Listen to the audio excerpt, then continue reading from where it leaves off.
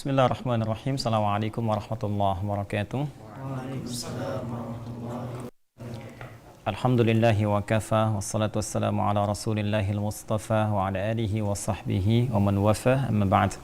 Fa ya ahbaballahi wa ahbaba rasulihi sallallahu alaihi wasallam, usi nafsi wa iyyakum bi taqwallahi faqad fatal muttaqun fala tamutunna illa wa antum alladzina amanu taqullaha haqqa tuqatih wa la tamutunna illa wa antum muslimun. Saudara-saudariku dimanapun Anda berada, berjumpa kembali dalam kajian kitab Sahih Al-Bukhari, Kitab As-Siyam, bersama kami dan juga dari saudara-saudara kita, teman-teman PKU, Pendidikan Kadar Ulama. Semoga kita semua senantiasa dirahmati oleh Allah Subhanahu wa taala, diberikan kekuatan untuk menyempurnakan ibadah siyam kita, dan lebih khusus semoga Allah menerima ibadah yang telah kita tunaikan dari hari pertama sampai dengan saat ini insyaallah. Baik, kita akan coba lanjutkan pembahasan kita di pertemuan yang lalu, masih dalam pembahasan Kitabus Shaum. Kemarin kita sudah belajar ya tentang penamaan Sahih Al-Bukhari. Teman-teman sekalian, bagi yang baru bergabung silahkan dirujuk ya, dilihat kembali tayangan kami di hari pertama bulan Ramadan yang lalu. Kita sudah jelaskan tentang penamaan Sahih Al-Bukhari. Masih ingat nama panjangnya apa? Al-Jami', Al-Musnad, As-Sahih, Al-Mukhtasar min Umuri Rasulullah sallallahu alaihi wasallam wa sunanihi wa ayyamihi. Jadi penamaan Al-Jami' menunjuk kepada susunan kitab-kitab hadis berdasarkan topik yang sifatnya umum. Ingat ya, sifatnya luas. Kalau masalah fikih, nama kitabnya apa? Sunan. Jadi kalau cari tentang hadis yang spesifik membahas tentang persoalan fikih, maka cari kitabnya kitab Sunan. Ya, di antara sunannya ada apa yang dihafalkan? Sunan Tirmidzi, Abu Daud, An-Nasai, ya, Ibnu Majah, dan yang lain seterusnya. Kemudian kalau kita ingin mencari misalnya kumpulan para sahabat yang meriwayatkan hadis, kitab apa namanya? Musnad. Yang paling populer Musnad apa? Imam Ahmad bin Hanbal. Jadi kalau kita ingin cari Sayyidah Aisyah misalnya, kalau ada saudari kita ya atau ibu misalnya pengen tahu Sayyidah Aisyah hadisnya apa saja, pengen seperti beliau, nah itu boleh cari kitab Imam Ahmad, cari Musnad Sayyidah Aisyah radhiyallahu taala anha. Ya, termasuk misalnya musnadnya siapa lagi? Ibnu Abbas radhiyallahu taala anhuma dan lain sebagainya. Kalau kita ingin cari hadis nih dari alfabetis misalnya atau topik misalnya, apa kitabnya? Mu'jam. Yang paling populer apa di antaranya? Mu'jam Tabrani ya. Jadi nanti bisa dilihat. Nah, sekarang bersama kita kitab Sahih Al-Bukhari.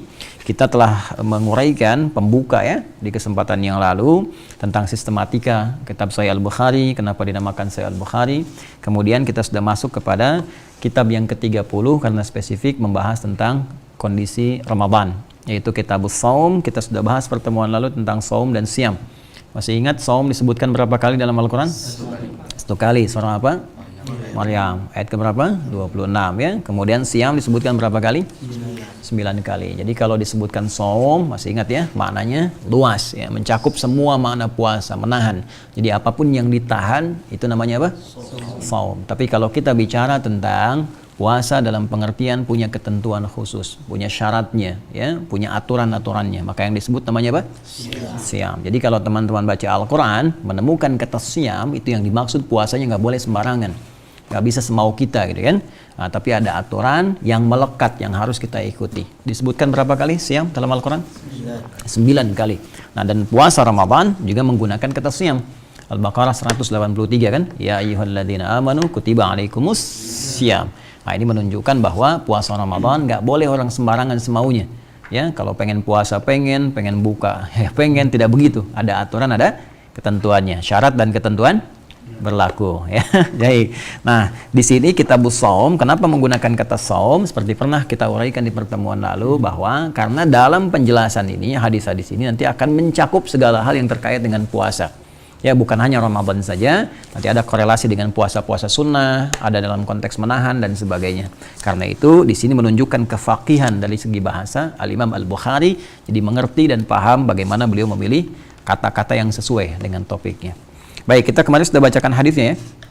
Baik, sebelum kita sampai kembali bacakan, penting diingatkan bahwa pertama dari setiap kitab, jadi beliau ini punya topik-topik di kitab Sahih Al-Bukhari ada 97 topik. Setiap topik diberi nama dengan kitab. Ya, ingat bukan taufik ya. Kalau taufik itu buat taufik. Yang kita topik namanya ya. Jadi setiap topik namanya apa? kitab. Ya, jadi pertama misalnya kitab Badul Wahyi, ya kan? Yang terkait dengan wahyu. Kedua kitabul iman, terkait dengan iman. Ketiga kitabul ilmi, terkait dengan ilmu. Ini ke-30 kitabul shaum, terkait dengan puasa. Nanti setiap topik ada subnya lagi. Subtopik ini disebut dengan bab namanya. Jadi setiap kitab ada bab, setiap bab ada hadisnya.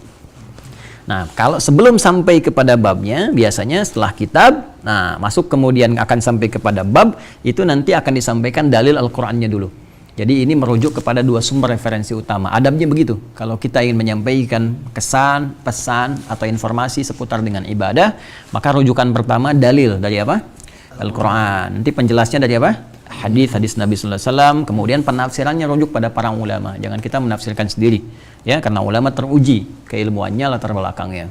Baik, disinilah kemudian setelah itu beliau menyebutkan, ya ini tertibnya. Sistematikanya Kitabus Shaum ini membahas tentang topik hal segala yang terkait dengan puasa. Bab wujubi shaumi Ramadan, bab yang menerangkan tentang kewajiban puasa Ramadan dan segala yang terkait di dalamnya. Ya, baik konteksnya puasa, aturan-aturan dari subuh sampai dengan maghrib harus apa yang kita lakukan, ataupun segala yang ditahan. Ya kan? Segala yang ditahan saat puasa. Karena itu menggunakan kata shaum di sini. Jadi bukan sekedar kita tahan lapar, tahan haus, tapi nanti ada tahan berbuat maksiat, kan? Tahan memenuhi segala hal yang telah Allah tetapkan dan segalanya. Karena ini sifatnya disebutkan dengan kata umum, ya. Nanti mencakup spesifik penunaiannya dari mulai fajar subuh kemarin, ya, dikenal juga dengan apa namanya? Imsak, kan? Masih ingat ya? Shaum, siam dan imsak. Jadi kalau shaum nama lainnya apa? Siam nama lainnya apa? Imsak. Jadi artinya apa tiga-tiganya? Puasa. Jadi kalau sudah shaum harus puasa, harus sudah siam harus puasa, kalau sudah imsak harus puasa. Jadi kalau imsak jangan sampai masih makan, ya. Nah, karena itu waktunya imsak kapan? Nah, saat azan, ya, saat azan. Kalau azan jam 4.33, maka imsaknya jam berapa sekarang? 4.33. Kemarin kamu masih 4.23 ya. Wah, jadi masih boleh itu makan dan minum, ya. Baik, teman-teman sekalian, di sini yang disebutkan dalilnya adalah firman Allah Subhanahu wa taala Al-Baqarah ayat 183. Coba enggak usah lihat ke sini. Ihsan bacakan ayatnya. Ya ayyuhalladzina amanu kutiba alaikumusshiyam. Puasa ya? Oh, puasa enggak hari ini? Puasa. Kalau puasa harus semangat. Kecuali tidak puasa, karena puasa Nabi perang Badar, puasa Fatu Makkah, nggak ada perang Badar yang semangat. Puasa nggak? Puasa. Kalau puasa semangat. Ayo baca yang semangat.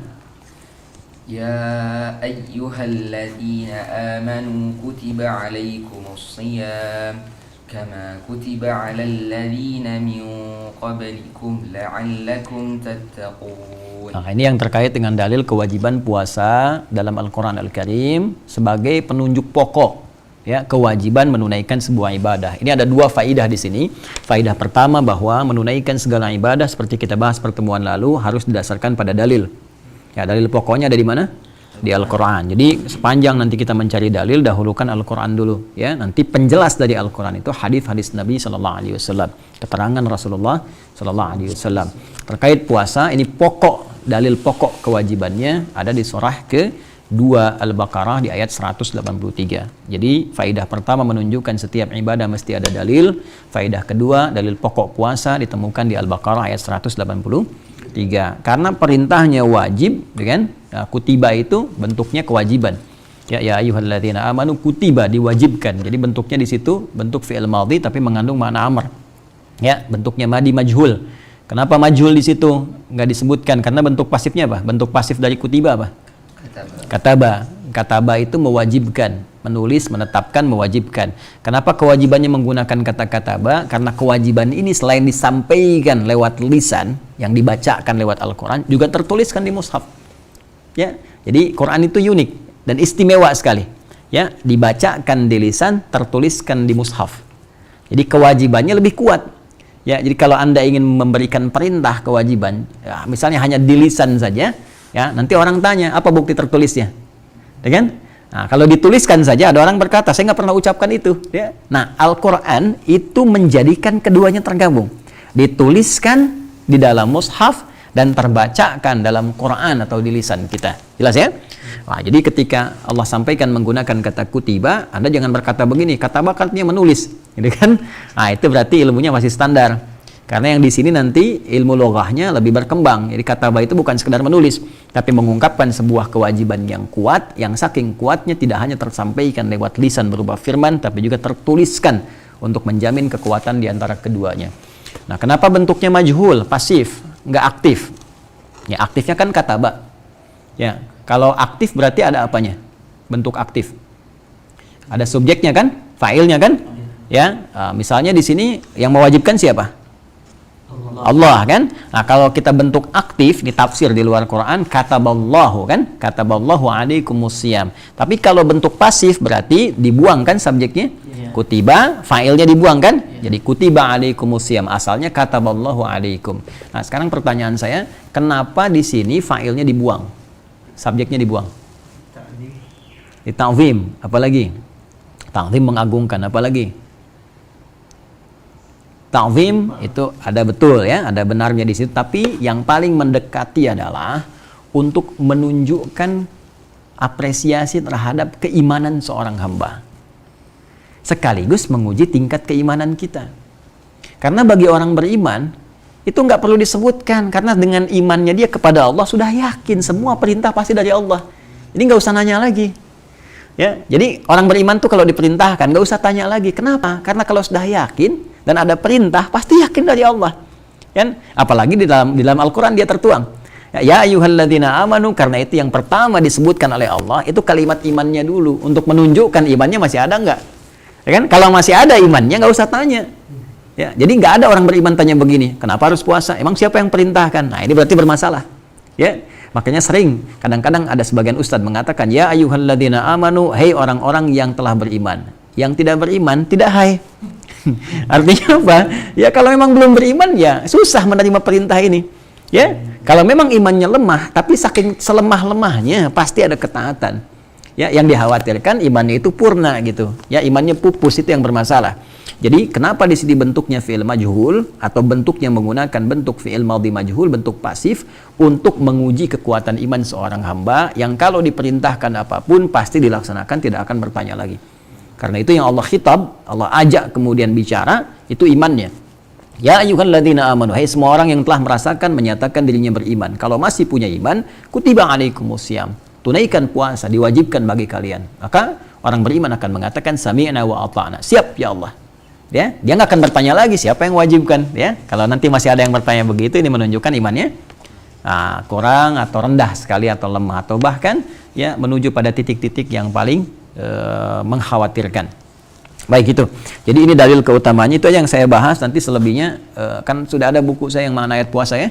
Nanti dibaca itu. Di situ nanti saya tuangkan hasil dari bacaan dan referensi dari para ulama-ulama, dari mulai huruf ya-nya, ya berapa kali disebutkan, kenapa pakai ya, kenapa pakai ayyuha ya, sampai tatakun di ujungnya. Nanti silahkan dibaca kembali. Ada ya, insyaallah ya. Baik.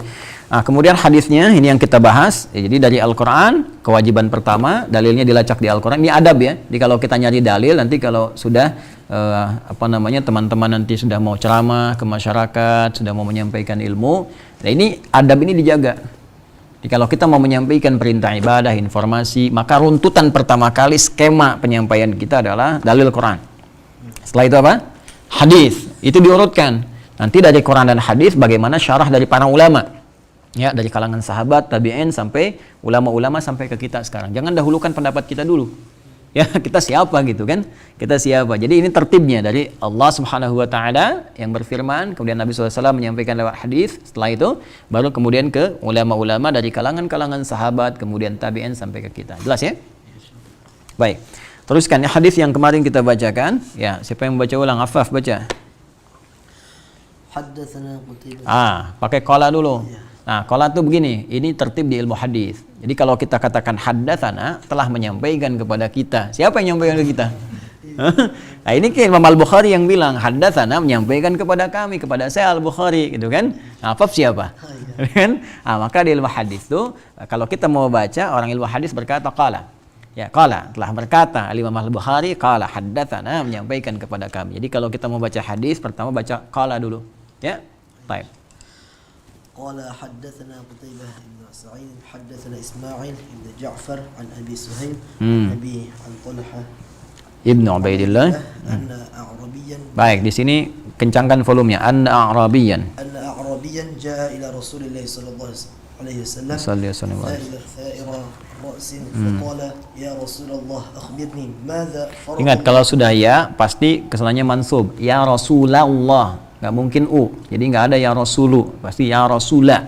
Ya, karena itu munada nanti kalau ada huruf nida panggilan ya kesananya kalau dia mudhaf ilaih. Ya, misalnya ya Rasulullah. Tapi kalau dia tunggal misalnya nama misalnya ya Adi pakai ya Adiyu misalnya kan, ya Ahmadu, ya Muhammadu. Seperti hadis Jibril, ya Muhammadun akhbirni anil Islam. Tapi kalau dia mudhaf ilaih maka ya Rasulullah. Ya, jelas ya? Teruskan. Ya Rasulullah akhbirni madza faradallahu alayya minas salah. Teruskan. Faqala الصلوات الخمسة إلا أن تطوع شيئا terus فقال أخبرني ما فرض الله علي من الصيام فقال شهر رمضان إلا أن تطوع شيئا فقال أخبرني بما فرض الله alayya minaz zakah. علي من الزكاة فقال أخبره رسول الله صلى الله عليه وسلم شرائع الإسلام فقال والذي أكرمك لا أتطوع شيئا ولا أنقص مما فرض الله علي شيئا فقال رسول الله صلى الله عليه وسلم أفلح إن صدق أو دخل الجنة إن صدق. Baik, wa akhrajahu Muslim. Ya, dan diriwayatkan juga oleh Imam Muslim nomor hadis yang ke-11. Jadi Imam Muslim juga ya di dalam Kitabul Iman ya, dalam Kitabul Iman. Jadi beliau juga punya kitab Sahih Muslim. Ya, nanti kita hadirkan ada 9 jilid syarah Sahih Imam Nawawi ya. Nanti suatu saat kita hadirkan juga sebagai perbandingan. Nanti di dalam Kitabul Imannya beliau menyantumkan juga ini dengan esensi yang serupa, maknanya sama. Tapi nanti ada penekanan redaksi yang beliau sampaikan. Jadi disebutkan di sana anna arabiyan jaa ila nabi sallallahu alaihi wasallam faqala, itu kan dullani ya ala amalin idza amiltuhu dakhaltul jannata. Ya Rasulullah wa Rasulullah sallallahu mohon tunjukkan kepadaku satu amalan yang pokok, yang singkat saja. Ya, nggak usah banyak-banyak amalnya. Cari amalan sedikit saja, tapi kalau aku kerjakan masuk surga. Pinter ya? Ya kan?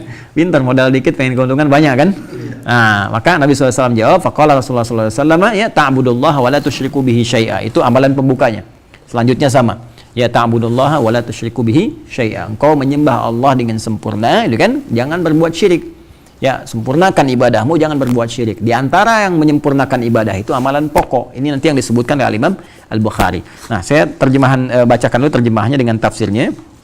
Baik, di sini penting saya sampaikan, bagus ini ya kitabnya, jadi menunjukkan juga selain di Al-Bukhari ada di Sahih Muslim, ya kan? Hadisnya nomor sekian. Nanti ketika kita baca akan ada padanan-padamannya, ya.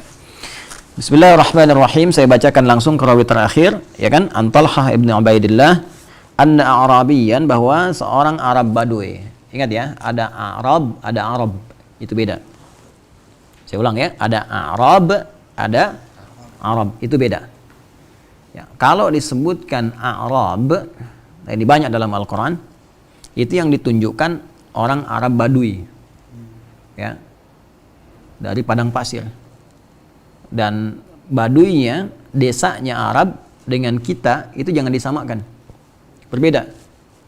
Ya, biasanya kalau kita dari daerah umumnya kan sopan ya, lugu gitu kan, menjaga diri dengan baik gitu kan. Nah, ini kalau di Arab Badui berbeda, karena kehidupannya padang pasir, iklimnya beda dengan kita. Padang pasir kan ya sudah pasir, kadang-kadang ada badai, ya. Nah, terus mereka hidupnya nomaden. Nomaden tahu nggak? Nah, pindah-pindah. Jadi pindah-pindah karena ini lagi di sini terpa angin banyak badai, pindah lagi gitu kan. Nah, kira-kira begini, kalau kalian jalan di padang pasir, kemudian tampil beginilah, itu ada debunya nggak? Pasti ya ada ya. Nah, waktu di Sudan pernah ke padang pasir nggak? Pernah ya, terasa ya, gelap. Rambutnya begini ya, atau langsung acak-acakan. Rambutnya gitu nggak rapi nggak? Nggak kan, acak-acakan. Acak-acakan itu bahasa Arabnya tha'ir ra'si. Ya, jadi kalau orang-orang Baduy datang kepada Nabi, terus di hadis ada redaksi tha'ir ra'si, itu berarti dia telah menempuh perjalanan yang nggak mudah gitu kan, sampai rambutnya acak-acakan dan sebagainya. Jadi kalau ada istilah redaksi Arab, maka Arab mana? Baduy. Nah, karakteristik Arab Baduy di Arab itu beda dengan kita di sini. Sekali lagi, jadi tadi ya keadaannya sering berpindah-pindah, iklimnya keras. Karena keras itu sifat mereka pun ada kerasnya. Kadang-kadang nggak konsisten, sekarang bilang A, besok B gitu. Ya, makanya di Al-Quran jelas kalimatnya Al-A'rabu asyaddu kufra wa nifaqa. Ada lagi misalnya yang mengatakan beriman di lisan, hatinya nggak nyampe. Ada. Ya, ingat ayatnya? Ya, surat apa nih? Qalatil a'rabu amanna. Surat apa? Al-Hujurat. Ayat berapa? 14. Gitu kan? Nah, coba bacakan ayatnya. Apa yang baca? Faiz baca. Qalatil a'rabu amanna. Qul lam tu'minu walakin qulu aslamna walamma yadkhulul imanu fi qulubikum. Sampai situ dulu. Nah, kebayang nggak? Qalatil a'rabu amanna. Seorang Arab Badui berkata, gitu kan? Dia mewakili teman-temannya, kami telah beriman. Ya, Nabi kan nggak bisa menghukumi hati seseorang kecuali dengan petunjuk Allah. Turun wahyu mengatakan, kulam tu'minu, katakan pada mereka, kalian imannya belum serius tuh. Ya, baru di lisan aja, walakin qulu aslamna. Katakan kami baru masuk Islam, karena formalitas untuk masuk Islam itu kalimat syahadat kan? Syahadu an la ilaha illallah, syahadu anna Muhammadan. Nah, itu yang diucapkan pakai apa? Lisan, berarti baru di lisan. Nah, untuk menguji sampai enggak iman itu, kalimat itu ke hati kita. Kalau sudah sampai, baru jadi iman. Mukmin namanya. Ya, jadi mukmin. Jadi kalau muslim mengucapkan di lisan, imannya nyampe lisan. Begitu iman nyampe ke dalam qalbi, maka berubah statusnya dari muslim jadi apa? Mukmin. Beda antara sampai ke hati dengan masih di lisan, itu beda. Ya, kalau di lisan tuh semua bisa berkata, ngaku. Ya, persis dengan orang berkata begini, aku mencintaimu gitu kan, itu kan di lisan. Nah, baru itu terbukti kalau sudah dituliskan di buku nikah. Ya, makanya kalian jangan main-main nanti ya. Jangan macam-macam. Kalau ada yang bilang aku mencintaimu, kita buktikan aja. Nanti cinta kita di buku nikah, kan? BPKB namanya, buku pernikahan kita berdua. Catat, Izan. Ya gitu ya. Nah, iman juga begitu. Karena masalah iman keyakinan sama dengan cinta. Ya, harus sampai ke hati. Cinta kalau cuma di lisan nggak nyampe ke hati, nggak ada perhatian. Ya. Ibu kalian, ayah kalian mencintai kalian dengan hatinya, makanya memperhatikan. Ada perhatian, dirawat, disayang-sayang dan sebagainya. Kalau nggak disayang kalian nggak akan dilihat, nggak akan diperhatikan. Ya, beda. Tapi kalau cuma cinta itu cuma di lisan, nggak sampai ke dalam hati, perhatian nggak akan ada. Sama dalam ibadah juga. Kita mengatakan cinta, mengatakan yakin kepada Allah, cuma nggak nyampe hati, maka nggak ada perhatian. Dipanggil sholat nggak perhatian, kan? Disuruh puasa nggak serius. Begitulah keadaan iman. Makanya kalimatnya walamma yadkhulul imanu fi qulubikum. Imannya belum sampai ke dalam hati, ke dalam jiwa. Jelas ya? Paham ya? Nah, jadi di sini kalau disebutkan Arab ya tipikalnya begitu. Ya, tapi sebegitu-begitunya masih ada di antara mereka itu yang berjuang untuk ibadah mencari bekal. Gitu. Anda bayangkan tuh, orang-orang Arab Baduy tinggalnya tidak menetap, sering diterpa badai, masih mau beriman, masih mau berusaha sungguh-sungguh gitu. Ya kan? Gitu, dan dia datang kepada Nabi, berjuang datang sampai rambut acak-acakan, ya kan? Nah, sekarang bandingkan dengan kita sekarang, hidup nyaman, tempat menetap baik, makan enak dan sebagainya. Masa nggak ada perjuangan untuk belajar, ya kan? Lagi kalian gitu kan, kalian diberikan oleh Allah kesempatan untuk belajar, difasilitasi dan sebagainya. Kalau tidak dibalas dengan kesungguhan, dosa di hadapan Allah Subhanahu Wa Taala, ya. Nah, jadi kita teruskan. Nah, makanya di sini kalimatnya anna Arabiyan ja'a ila Rasulillah sallallahu alaihi wasallam tha'ira ra'si. Nah, ada kan? Tha'ira ra'si dalam keadaan rambutnya acak-acakan. Nah, kalau misalnya bukan orang Baduy, Arabnya disebut Arabun namanya. Arab itu kalau sudah disebut Arab berarti berpendidikan. Ya, nanti tampilannya beda kalau kalian umrah atau haji insyaallah. Ya, ada sebagian yang sudah berangkat, nanti dilihat rapi bersih. Ya, orang-orang Arabnya itu berpendidikan, kata-katanya itu biasanya halus ya, biasa. Tapi kalau misalnya Arab yang nggak berpendidikan dari padang pasir, nah itu biasanya kalau nawarin di Mekah, ya kalimatnya kencang tuh, ini mobilnya banyak debu, gitu kan? Nah, kadang-kadang nggak stabil ya antara ongkos sekarang dengan jalan gitu. Nah itu Arab namanya. Nah, kemudian tha'ira ra'si kalau dikonotasikan pada konteks kehidupan kita biasa itu bisa diartikan juga dengan beruban. Ya, misalnya kita ingin melihat misalnya Asy-Syaikh Syaibani tha'ira ra'si, bapak tua itu sudah beruban, ya kan? Nah, kalau saya misalnya bilang ihsan tha'ira ra'si, itu berarti banyak pikiran, jadi ubanan banyak gitu ya. Nah, jadi kalau kita ingin katakan untuk orang Arab Baduy tha'ira ra'si berarti rambutnya apa? Acak-acakan. Kalau acak-acakan berarti menempuh perjalanan. Dia menempuh perjalanan untuk bertanya pada Nabi demi menguatkan keislamannya. Itu kurang lebih. Faqala, dia bertanya pada Rasulullah SAW, ya Rasulullah SAW, akhbirni madza faradallahu alayya minas salah. Ya Rasulullah SAW, mohon sampaikan padaku apa yang Allah fardukan, yang fardu saja kepadaku dari salat. Ya, saya masuk Islam, saya sudah beriman, berislam, dan saya dapat informasi bahwa saya mesti salat. Terangkan kepada saya yang pokoknya aja. Ya kan? Yang pokoknya aja apa? Kalau yang tadi di hadis Muslim, dullani ala amalin idza amiltuhu dakhaltul jannah, cukup tunjukkan padaku amalan yang singkat gitu kan. Nah, dari singkat itu yang fardu. Kenapa? Karena tempat kehidupan dia itu menyulitkan dia. Ya, dalam kondisi sulit ini maksudnya nggak ideal untuk yang sunnah-sunnah. Ya, untuk tahajud baru bangun malam angin datang, kencang gitu kan. Nah, bisa tenda roboh macam-macam sebagainya. Dia pengen jaga, yang penting pokoknya itu nggak hilang gitu. Jelas ya? Nah, jadi dia tanya pada Nabi SAW apa yang pokok dari salat. Maka dijawab oleh Nabi SAW, faqala as-salawatil khamsa. Ya, as-salawatil khamsa di sini menggunakan ti, kan bentuk nasab dari jamaknya, kemudian khamsa sifatnya, ya. Jadi kalau muannas nanti sifatnya jadi disamakan dengan mudzakkar, ya. Misalnya ini kan asalnya salatun, ya, salatun khamsatun. Kalau jadi jamak salawat, jadi maka kembalikan ke mudzakkar khamsa.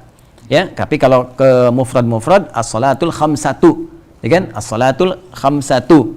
Jelas ya, al-madrasatul ula misalnya kan. Nah, tapi kalau kita misalnya jadikan ke dalam bentuknya jamak, maka di sifatnya ini bisa dua sebetulnya, ya, bisa ke muannasnya, bisa ke mudzakarnya. Tapi kalau untuk menekankan kefasihannya menggunakan mudzakar di sini. As-salawatil khamsa. Jelas ya? Nanti di bilangan adad namanya masuknya, nanti di bab adad. Bab adad itu bab bilangan, itu enggak seperti sifat-sifat biasa. Ya, adad itu kalau masuk kepada yang muannas dijamakkan, maka kecenderungannya menggunakan sifat mudzakkar. Baik, cukupkan olehmu itu menunaikan sholat fardu yang 5 saja, 5 waktu. Jadi ini menunjukkan sholat fardu ada berapa waktu? 5 ya, subuh, zuhur, asar, maghrib, isya. Ingat ya, kalau mau online terhubung dengan Allah, nomornya 24434. Ya, 24434. 2 sholat subuh, 4 zuhur, kemudian 4 asar, 3 maghrib, 4 isya. Ya, kalau salah pencet nomor berarti kurang sholatnya, ya. Kurang sholat atau kurang rakaat atau kelebihan rakaat, ya. Jadi salah, nggak akan nyambung. Kalian salah pencet nomor nggak akan nyambung, ya. Mau nelpon Joni nyambungnya ke Cepi misalnya kan, itu kan nggak masuk gitu. Joni mana Joni? Belum datang ya? Nah, ntar kalau sudah datang ya, kita kenalkan dengan pemirsa. Ya, baik ya. Baik, bismillah, teruskan. Illa antatawwa syai'a, kecuali engkau mau berusaha keras. Tadi itu tasydidnya 2 tuh. Ya, sebetulnya bisa tatawwa, bisa tatawwa. Coba bacakan Al-Baqarah ayat 158.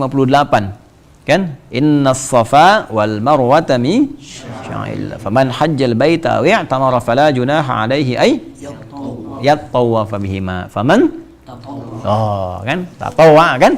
Khaira. Sama juga di Al-Baqarah 184. Ayyaman ma'dudat. Faman kana minkum maridan aw 'ala fa'iddatun min ayamin wa 'alal ladzina yutiqunahu fidyatun.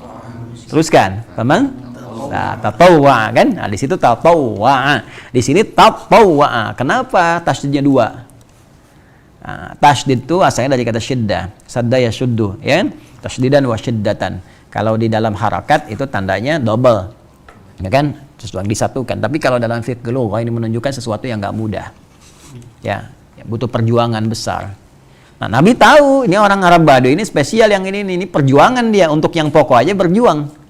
Ya, apalagi mau mengerjakan nambah yang sunnah, perjuangannya double. Karena itu Nabi menggunakan tasydidnya 2, tatawwa di sini. Kalau kau mau berusaha lebih keras lagi. Ya, jadi ada berusaha keras, ada mau berusaha lebih keras lagi. Paham ya? Nah, ini Nabi itu afshahul Arab.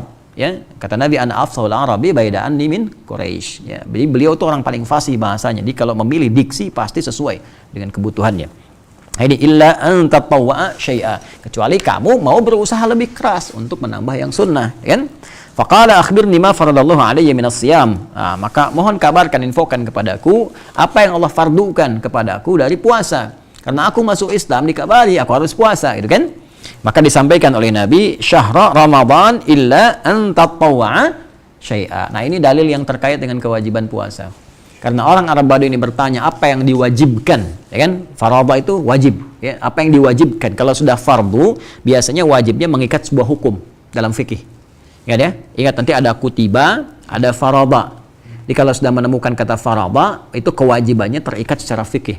Kalau ingin menekankan kekuatan kewajibannya, ditetapkan kewajiban dengan lisan, dengan tulisan, dengan kuat, maka gunakan kata kataba. Jelas ya? Pasifnya kutiba. Tapi kalau kita ingin menekankan hukum fikihnya, gunakan kata farada. Si orang Arab Badu ini bertanya terkait hukum fikihnya.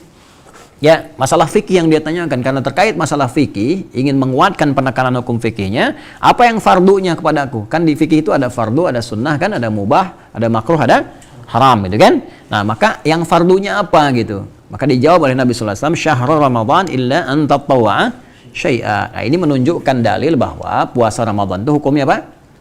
Wajib. Jelas ya? Jadi kalau dari Al-Quran Al-Baqarah ayat 183, kalau dari hadisnya, ini hadis yang disampaikan oleh Al-Imam Al-Bukhari, riwayat nanti di sini dari Talha bin Ubaidillah, kalau di hadis Muslim dari riwayatnya sahabat Abu Hurairah. Jadi dua riwayat, ya, dua riwayat nanti, yang satu dari Abu Hurairah, yang satu dari Talha bin Ubaidillah, yang satu di Imam Al-Bukhari, satu di Imam Muslim. Nah, kayak ginilah. Saya kan kalau nyampaikan, kalian kan ada 6 orang di sini, ya. Yang saya sampaikan boleh jadi redaksinya bisa berbeda dari setiap orang, tapi isinya sama. Ya, misal saya berkata begini, insya Allah besok kita akan lanjutkan kajian hadis kita pada nomor hadis yang kedua. Nah, Ihsan mau nyampaikan ke Faiz, coba bilang apa yang saya sampaikan. Insya Allah kita akan lanjutkan kajian hadis besok. Oh, sampai situ kan? Faiz sampaikan lagi, coba kepada Ali. Insya Allah besok ada kajian hadis. Tuh, Lanjutkan. lanjutkan. Tuh, Ali sampaikan kepada Taufik. Insyaallah Ustaz tadi Bapak menyampaikan Oh. hadis mulai dari hadis yang pertama. Tuh, padahal ini orang yang masih di sini kan? Saya masih di sini, gitu kan? Orang yang deket aja di sini kan? Coba Anda bayangkan, yang dengar segini tuh, apalagi kameramen tuh. Ntar bisa nyampe sana, bisa lain lagi gitu kan? Nah, itulah informasi. Jadi dari satu ini akan dilacak. Nabi itu nyampaikan satu kalimat, boleh jadi yang dengarnya banyak. Itu yang menyebabkan kita menerima hadis walaupun isinya sama, kadang redaksinya beda, tapi isinya serupa. Jelas ya? Baik, ini juga rahmat bagi kita karena hadis itu tidak harus dihafalkan lafadznya, tapi diketahui maknanya. Jadi boleh diriwayatkan dengan makna. Beda dengan Al-Quran. Kalau Al-Quran firman Allah, maka lafadz dan maknanya harus serupa sama. Dijamin kemudian dari setiap huruf dan harakatnya. Ya, jadi nanti jangan heran kalau misalnya menemukan satu hadis, wah redaksinya banyak gitu kan, tapi intinya sama. Maka ini menunjukkan keseriusan para sahabat dalam belajar kepada Nabi Sallallahu Alaihi Wasallam. Jelas ya? Nah, di sini juga redaksi Al-Imam Al-Bukhari, di sini langsung kepada An-Arabiyan, redaksi Imam Muslim yang dari sahabat Abu Hurairah radhiyallahu taala anhu, itu menunjukkan ta'budullaha ya wala tusyriku bihi syai'a. Ya, jadi pembukanya yang berbeda, tapi walaupun sebetulnya esensinya sama, ya. Jadi bukan beda dalam beda paradoks atau bertentangan, tapi menunjukkan variasi dalam penyampaian. Yang kejadiannya sama-sama begitu. Ini kan kalau disampaikan tiga-tiganya kejadian semua kan, betul kan? Nah, ini nggak nyebut saya dua ini, itu nyebut saya Ustaz Adi kan? Baik kan? Dan betul kan? Ketika yang menyampaikan siapa? Ustaz Adi kan? Beda kalau misalnya kata Pak Taufik besok, nah itu berarti sudah lain kan? Ya kan? Kecuali kata Pak Taufik Ustaz Adi menyampaikan, nah itu sudah ada lompatan, tingkatan rawi lagi. Ya, nanti dalam ilmu hadis pun begitu. Ya, makanya nanti kita kenal tabaqah nanti ya. Ada tabaqahnya, tabaqah siapa, sahabatkah, tabi'inkah dan sebagainya. Nah, rawi-rawi yang melompat derajat hadisnya bisa beda. Di situ kita kenal hadis marfu misalnya, ya. Marufi'a ila tabi'in, marufi'a ila sahabi. Nanti dilompatkannya kepada siapa. Jelas ya? Nah, nanti kalau tengah-tengahnya hilang disebut hadisnya mu'dal, ya. Nanti ada hadis mursal dan macam-macam. Itu dari segi rawi. Nanti kita belajar insyaallah. Baik, lanjutkan. Nah, ini jadi kalimat di hadis ini menunjukkan dalil kewajiban saum Ramadan, siam Ramadan. Faqala akhbirni bima faradallahu alayya minaz zakah. Maka dia bertanya lagi, ya Rasulullah, mohon infokan kepadaku apa yang wajib dari zakat. Ya, maka Nabi mulai merasakan nih, wah ini akan panjang pertanyaannya kalau nggak dijelaskan tuntas yang fardu aja, ya kan? Kenapa? Karena tadi kan satu-satu kan? Ya, nanya pertama tentang apa tadi? Salat. Kedua apa? Puasa. Ketiga apa? Zakat. Nah, sedangkan yang fardu masih ada keterangan di syariat-syariatnya. Ya, ada haji gitu kan. Baik, nanti ada lain-lain lagi yang termasuk dalam syariat. Makanya kalau ada orang yang seperti itu bertanya dan kita duga masih banyak pertanyaan terkait, jelaskan seutuhnya sampai nggak ada celah bertanya lagi. Paham ya? Nah, maka di sini dijelaskan oleh Nabi. Fa akhbarahu Rasulullah sallallahu alaihi wasallam syara'i'al Islam. Maka Nabi jelaskan syariat Islam yang pokok. Nah, ini sudah gaya bahasa dari Al-Quran juga. Al-Quran ngasih manhaj kepada kita, ngasih jalan. Jadi kalau ada orang bertanya dan pertanyaan itu akan terkait dengan aspek lain, jelaskan ke aspeknya walaupun nggak ditanyakan. Kecuali kita jawab kemana-mana yang nggak ada kaitannya. Contoh misalnya, Al-Baqarah ayat ke 215. Siapa bisa bacakan? Paling kanan sebelah bawah. San. Yas'alunaka madza yunfiqun. Ma anfaqtum خير فللوالدين والأقربين واليتامى والمساكين وابن السبيل وما تفعلوا من خير فإن الله به عليم. Baik, coba lihat pertanyaannya kan satu. Yas'alunaka madza yunfiqun. Mereka bertanya kepada Muhammad sallallahu alaihi wasallam, apa yang harus diinfakkan? Jadi kalau mau infak itu apa yang harus diberikan yang paling bagus? Jawabannya kan itu kan? Jawabannya satu kan? Pertanyaan kan satu. Maka Allah jawab dengan dua jawabannya. Satu, qul ma anfaqtu min khair. Katakan Muhammad SAW, kalau mau infak yang terbaik apapun bendanya. Jadi kalau mau infak misalnya baju, ya bukan sekedar layak pakai, bagus gak dipakainya. Gak harus baru, tapi ketika orang itu pakai merasa nyaman gitu. Kalau layak mungkin dilayak-layakin bisa gitu kan. Nah, tapi nyaman gak orang itu pakai. Kalau uang, nyaman gak diterimanya. Ya kalian ngasih ke bank atau ke toko-toko aja kalau lecek ya, apa bahasa Indianya, the kill of the kumel ya kan belum tentu diterima ya, lecek banget apalagi ke penukaran uang ya, pengen beli dolar, oh ini lecek nih nggak bisa diterima gitu kan. Ya masa tega-tega nian dimasukkan ke kotak infak ya kan, kalian urusan zakat mal yang lecek, zakat mal yang bagus gitu kan, itu kan nggak adil gitu ya. Maka khair itu yang terbaik, paling bagus. Demikian kita kalau ingin memberi. Nah, lalu Al-Quran teruskan, bukan sampai di situ. Falil walidain wal aqrabin wal yatama wal masakin wabnis sabil.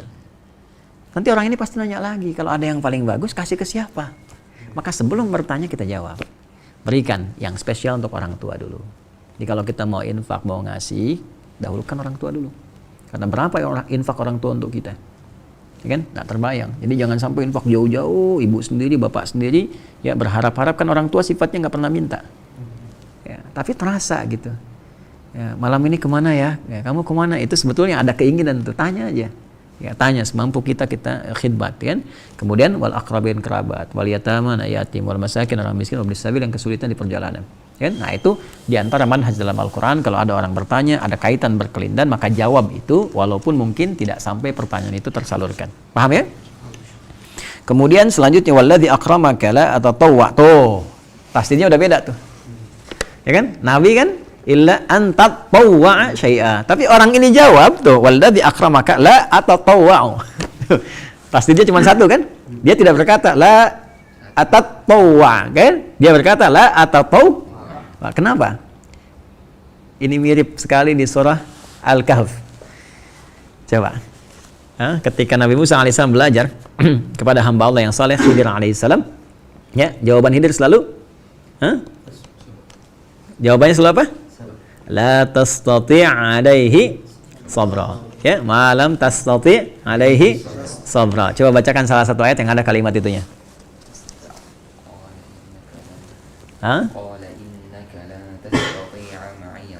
Qala innaka lan tastati'a, panjang ta'nya, tati'a ma'iya sabra. Coba setelah kemudian hikmahnya dibuka, kenapa kapal ditenggelamkan, kenapa anak diperintahkan harus meninggal dan sebagainya sesuai dengan ajalnya.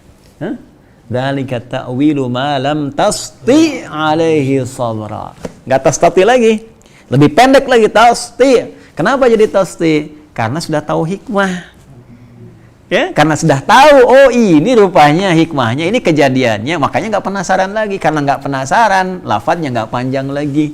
Itulah nanti ilmu bahasa Arabnya ziyadatul mabna tadullu ala ziyadatul ma'na. Ya, jadi kalau kalimatnya pendek, maka lebih singkat maknanya, lebih paham. Panjang menunjukkan ada proses di dalamnya. Pada awal kenapa menggunakan tastati panjang? Karena belum paham. Tapi setelah kemudian mengerti, baru kemudian jadi pendek. Sama nanti mafatih dengan mafatih ya-nya yang hilang. Nanti itu ada di Al-Qur'an, bisa kita temukan. Nanti dalam kajian tafsir kita ngaji ke situ ya. Jelas ya? Nah, di sini pun kenapa si orang Arab Badui mengatakan walladzi akramaka la atatawwa? Kenapa tasdidnya cuma satu? Karena udah jelas dari Nabi keterangannya. Ya, waduh ya Rasulullah, jangankan berusaha keras, lebih keras, berusaha keras saja rasanya saya susah gitu ya. Maka saya bersumpah demi Allah yang telah memuliakan engkau. Ini kalimat sumpah yang paling bagus. Biasanya ada orang mengatakan walladzi nafsi biyadi. Ya, demi jiwaku yang dipegang olehnya. Ini bersumpah dengan Rasulullah, ya, demi kemuliaannya. Walladzi akramaka, ya Allah, aku bersumpah demi Allah yang telah memuliakan engkau. Ya, jadi dia tidak mengatakan bersumpah demimu ya, tidak, tapi demi kemuliaan Nabi sallallahu alaihi wasallam. Karena itu nanti biasanya gini, kalau orang memuliakan kita bahas mulia nggak? Ya kan? Nanti kita lihat apa balasannya orang yang memuliakan Nabi. Jadi ketika orang ini sumpahnya memuliakan Rasulullah, dia berkata la atatawwa syai'a wa la ankusu mimma faradallahu alayya syai'a. Ya Rasulullah, saya bersumpah demi yang telah memuliakan engkau, saya akan konsisten mengerjakan yang fardu saja, karena kesulitan saya mengerjakan yang sunnah. Jadi mungkin saya nggak bisa kerjakan yang sunnah, tapi saya konsisten dengan yang fardu. Maka apa jawab Nabi? Faqala Rasulullah sallallahu alaihi wasallam, aflaha in sadaqa aw dakhala al-jannata in sadaqa. Perhatikan, ketika seseorang memuliakan Rasulullah balas dengan kemuliaan di lisannya berupa doa. Aflaha in sadaqa aw dakhala al-jannata in sadaqa. Kalau dia benar dengan apa yang dia sampaikan, komit masuk surga. Nah, jadi kalau kita mau balas orang dengan lebih baik, ya masa kalian dikasih Mercy dibalas power bank kan? Nah, jadi kalau kita mau ngasih harus lebih baik gitu kan. Kalau orang kasih ucapan salam, doa assalamualaikum, balas lebih baik, waalaikumsalam warahmatullahi wabarakatuh. Itu konsep kita, di ucapan aja udah begitu ya. Makanya kalau belajar Islam benar, masuk Islam semoga bumi jadi baik semua ya. Jadi nggak mungkin jadi teroris tuh ya. Kalau kalian yang aneh-aneh jangan diikutin ya. Nah, belajar dengan saya nggak mungkin kalian bertindak yang jelek ya. Saya saja melarang kalian mencela orang, apalagi melakukan tindakan yang kotor ya. Jadi itu, seperti itulah dalam Islam. Nah, ada ayat di Quran, masih ingat kalau dikatakan salam kepada kita jawab yang lebih baik. Ingat ayatnya? Siapa yang mau baca? Musa baca. Bismillahirrahmanirrahim. Wa idza huyyitum bi tahiyyatin fahayyu bi ahsana minha aw rudduha. Innallaha kana 'ala kulli syai'in hasiba. Surat apa itu? An-Nisa. Ayat berapa? Ayat 86, posisi paling kanan sebelah bawah. Ya. Taib, alhamdulillah. Jadi itulah yang disampaikan. Jadi di sini kesimpulan pertama bahwa ini dalil yang menunjukkan kewajiban puasa Ramadan. Jadi kalau kita ingin mengerjakan ibadah mesti ada apa? Dalil. Dalilnya dari apa pertama? Al-Quran. Kedua apa? Sunnah hadis Rasulullah SAW. Ini juga menunjukkan kepada kita betapa pentingnya memelihara amalan-amalan pokok, ya kan? Nah, yang pokok jangan sampai kemudian karena kesibukan yang pokok pun terabaikan. Cita-cita surga itu paling aneh semuka bumi itu. Ya, cita-cita surga tapi menunda-nunda kewajibannya ya, untuk membuka pintu surganya malas, bagaimana bisa masuk ke pintunya. Sholat itu kan pintu surga, puasa pintu surga, pengen ke surga nggak pengen buka pintu, itu siapa gitu kan ya? Ada nggak yang begitu ya? Pengen ke surga nggak pengen buka pintu, kan aneh tuh ya. Tapi dikasih sembako ngantri luar biasa ya.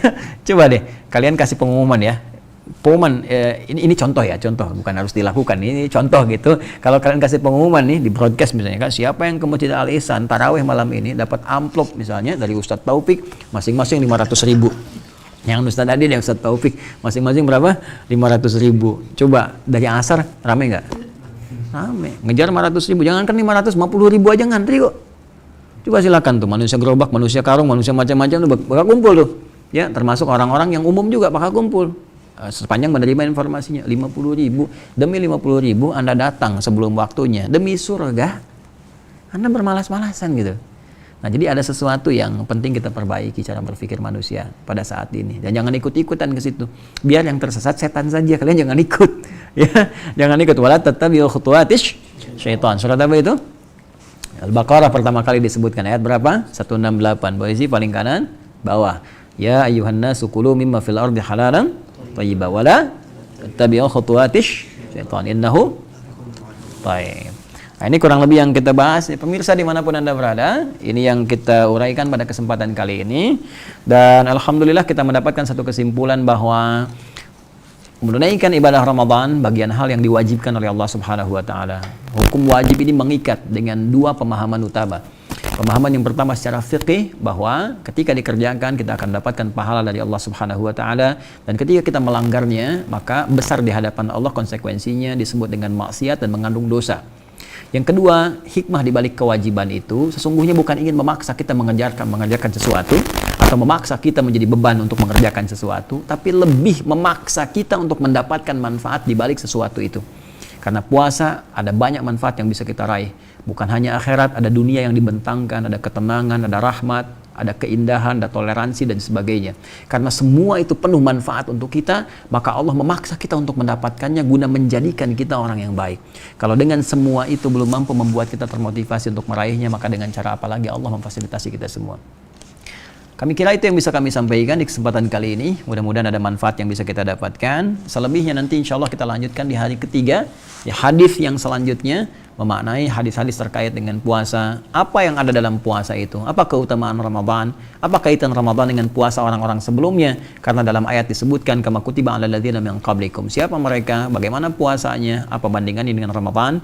Insyaallah kita akan lanjutkan dalam kajian Kitabus Syam Sahih Al-Bukhari pada edisi berikutnya. Kita cukupkan ya teman-teman, semoga Allah rahmati kita semua. Allahumma taqabbal minna innaka antas samiul alim wa tub alaina innaka antat tawwabur rahim. Allahumma ij'alna min ahlil Qur'an waj'al al-Qur'ana sahibana fid dunya wa syafi'ana fil akhirati ya arhamar rahimin.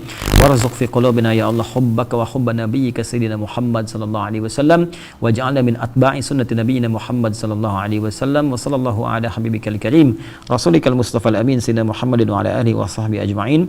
Wa akhiru da'wana subhanakallahumma wa bihamdika nashhadu an la ilaha illa anta nastaghfiruka wa natubu ilaik. Walhamdulillahi rabbil alamin. Wassalamualaikum warahmatullahi wabarakatuh. Jazakumullah khair. Bismillahirrahmanirrahim. Cukup ya.